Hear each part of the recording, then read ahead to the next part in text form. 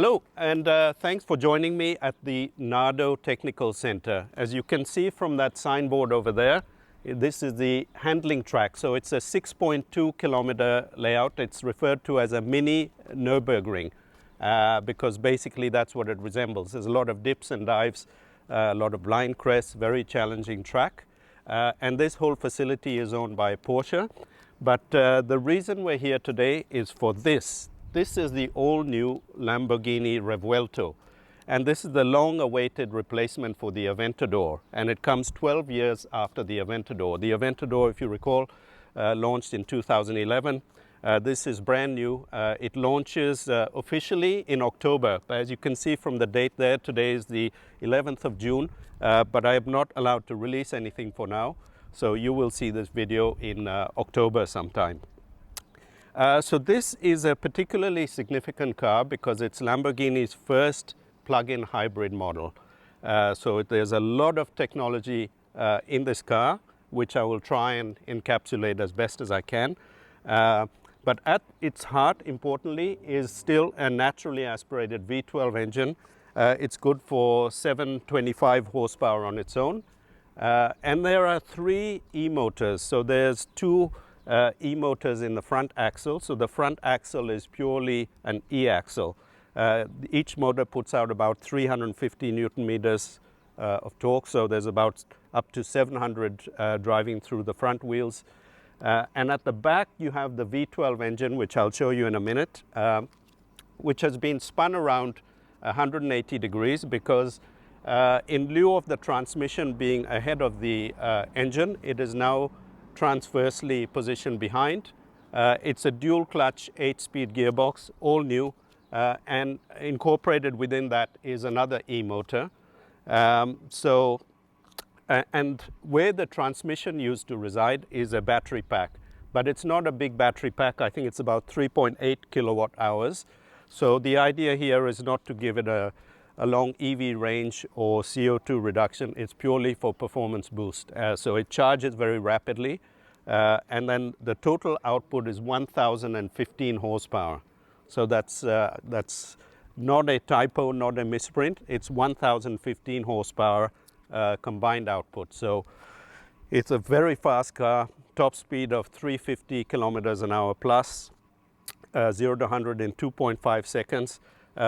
The price, I hadn't mentioned the price. It's about 502,000 euros ex-factory, excluding tax. So it's quite a big jump from the Aventador. But when you consider all the tech that's gone into this car, that's not extreme. So this car is wearing the 20 and 21 inch rims. You can also get 21s and 22s as an option.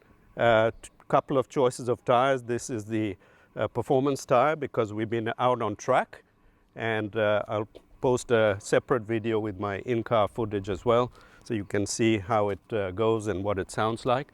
So as you can see, styling wise, there's still the classic Lamborghini DNA, but it's all been very skillfully modernized by Mitja Borkert, who's Lamborghini's head of design.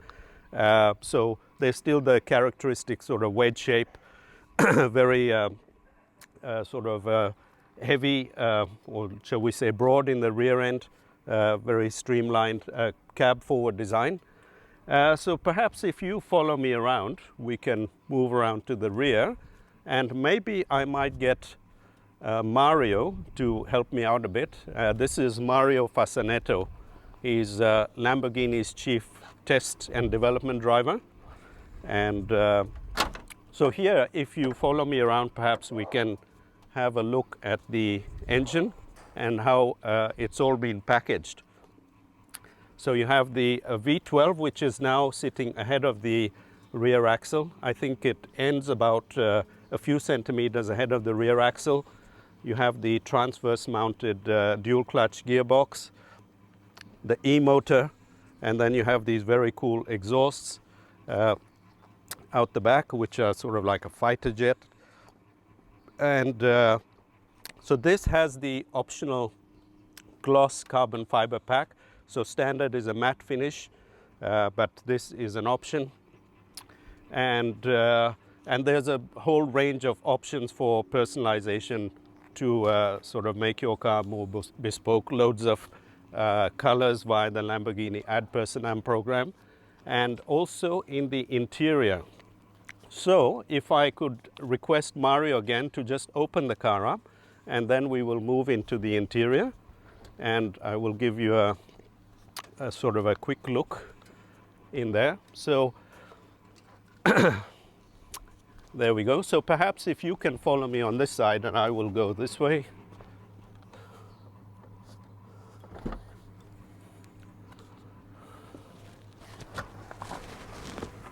So inside there's a lot more space than before. I'm not hugely tall, but I'm told that even a basketballer, we've had one journalist at the reveal who was over 2 meters tall, and he's a big guy and he can fit in the car. There's an all new HMI system, which is much cleaner. Even the passenger gets their own display. So, and then now you have this oddment space to put your mobile phone and wallet and keys, etc. And the driving position is a lot better than before. These are the comfort seats. I think there will be another sport seat option as well, but that'll be a two-piece shell, so you will be able to recline the angle of the seat back, unlike in the Aventador SVJ. And then you have different drive mode switches. So here you have the option of going into Sita, which is a full EV mode. Then you've got Strada, Corsa, Strada Sport and Corsa. Corsa being, of course, track mode, which is what we were using today. And this button basically controls the hybrid system, the recuperation. And very cleverly, the electronic brain of this car, it uses the traction control to actually, rather than cutting power to the wheels, it uses that energy to actually recharge the battery. So it's always very cleverly harnessing the energy. And also the front axle, the E-axle, also helps stabilize the car a lot through corners. So when you're really pushing on and you want the car to sort of hook up and drive out of corners, the E-axle helps there. And also on corner entry, it helps stabilize the car. So perhaps, yeah, that's a quick sort of rundown of the interior. A lot of cool sort of use of the Lamborghini Y motifs, and this is kind of a bit like a spaceship, which is nice. So now I will pop back out, and so this goes on sale in the, I will come around on the other side, goes on sale in, deliveries will start around the end of the year. Pricing, as I said, factory price starts $502,000, but that will depend on which market you're in.